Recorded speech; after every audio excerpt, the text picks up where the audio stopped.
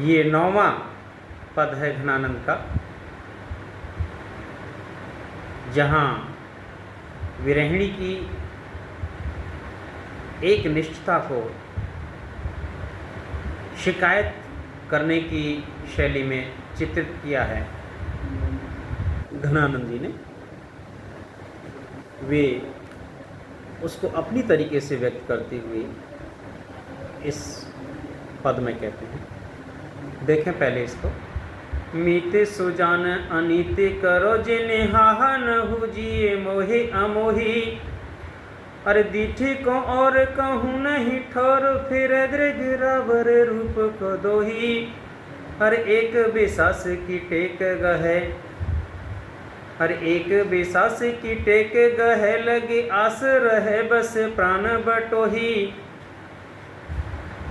हरे हो घन आनंद जीवन मूल दई गीत प्यासन मारत मोही, हरे हो घन आनंद जीवन मूल दई कित प्यासन मारत मोही।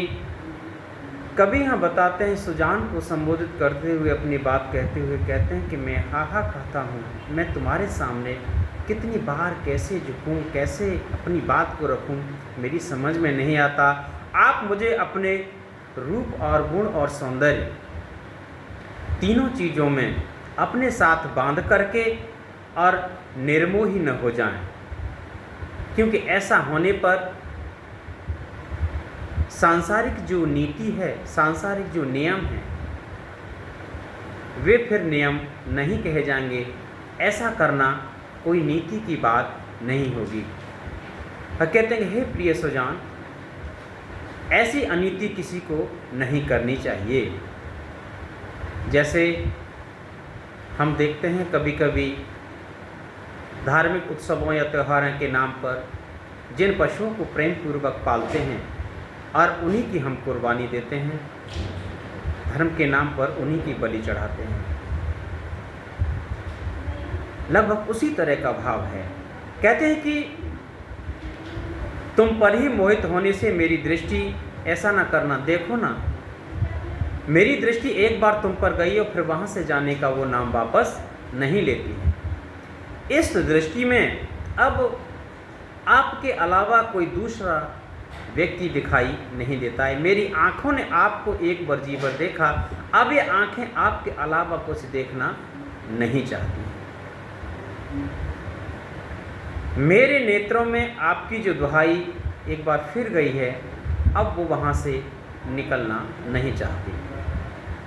बस एक सहारा है, एक आशा, एक विश्वास है कि आप अवश्य मिलोगे। इसी सहारे के साथ मेरे जो प्राण हैं, मेरी जो आशा है, मेरी जो नेत्र हैं, वह सारे के सारे बंधे हुए हैं एक आशा और विश्वास के साथ। जब विश्वास समाप्त हो जाता है तो जीवन जीने की सारी आकांक्षाएं धूमिल हो जाती हैं।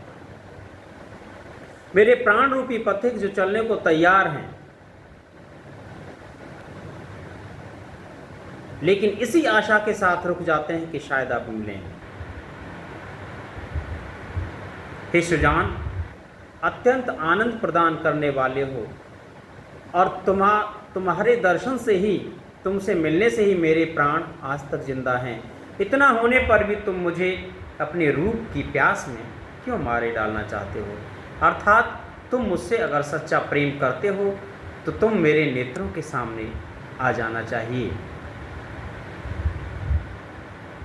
आप इसमें जो चौथी जो पंक्ति है उसका जो दूसरा अर्थ है वो इस तरह से भी कुछ आलोचकों ने लगाया है। कहते हैं कि आप आनंद के बादल हैं और जल के भंडार हैं, फिर भी हे देव मुझे प्यासा मार डालते हो। अर्थात ये अनीति है। जो आनंद का भंडार हो, बादलों से पानी से भरा हुआ हो, जो बादल पानी से भरा हुआ हो और पृथ्वी को सुखा सुखा के मारे, ये कौन सा न्याय है? अर्थात ये न्याय नहीं कहा जाएगा, ये अन्याय ही कहा जाएगा, क्योंकि प्यासे को पानी पिलाना व्यक्ति का सबसे पहला धर्म और कर्तव्य होता है। तो आपने देखा, ये एक और पद था जहाँ पर प्रकारांतर से घनानंद ने प्रेमी और प्रेमिका के अनन्य प्रेम को अलग तरह से अभिव्यक्त किया है। बने रहिए हमारे चैनल पर, फिर मुलाकात होगी एक इसी प्रकार के पद के साथ। धन्यवाद।